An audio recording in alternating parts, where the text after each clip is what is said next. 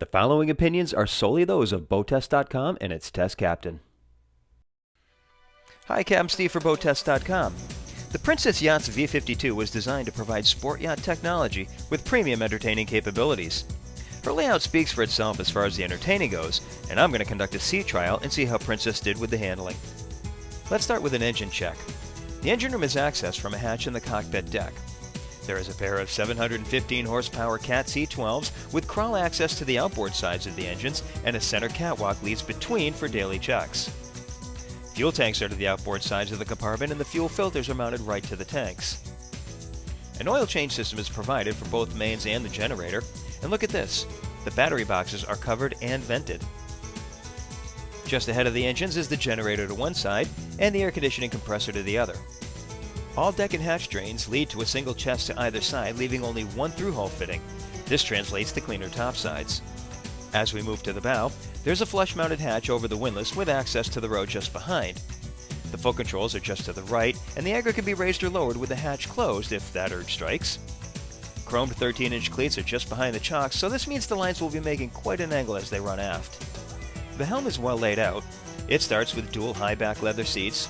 The GPS is in front of the observer station to the left of the helm.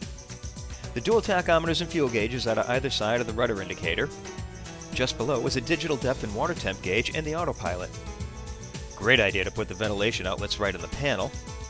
The twin cat engine displays are just above the wheel, and to the left of the wheel are the controls for the bow and stern thrusters. These are manufactured by Side Power and they're progressive. Instead of just on and off, there are 5 speeds selected by moving the sticks more or less. And there's a hold button.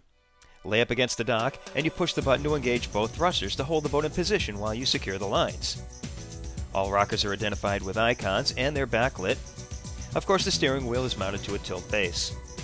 Over to the right, we have the battery parallel switch right above the engine start and stop buttons, the digital engine controls, Bennett trim tabs with LED indicators, and the remote for the spotlight, which is mounted to an attractive mount at the aft end of the hardtop.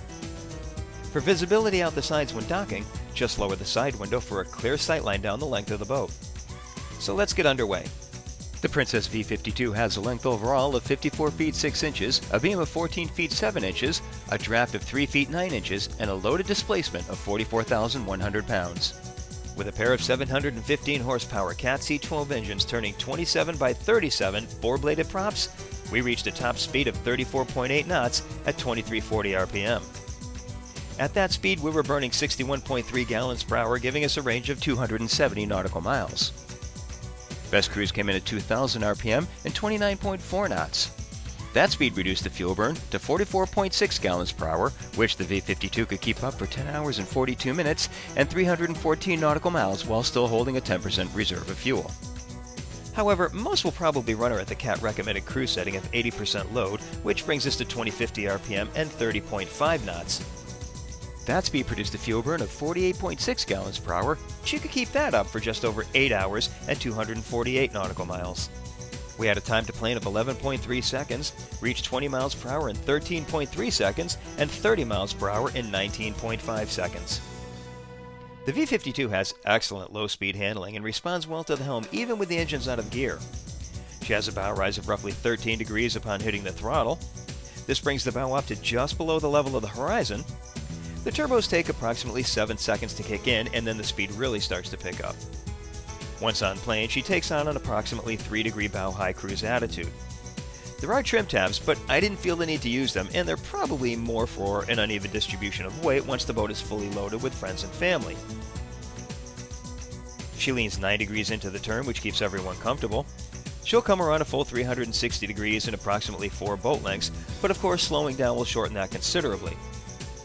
With her electric assist steering, she responds exceedingly well to the helm, and with her well-insulated engine room, we measured only 77 decibels at the helm, which is well below conversational level.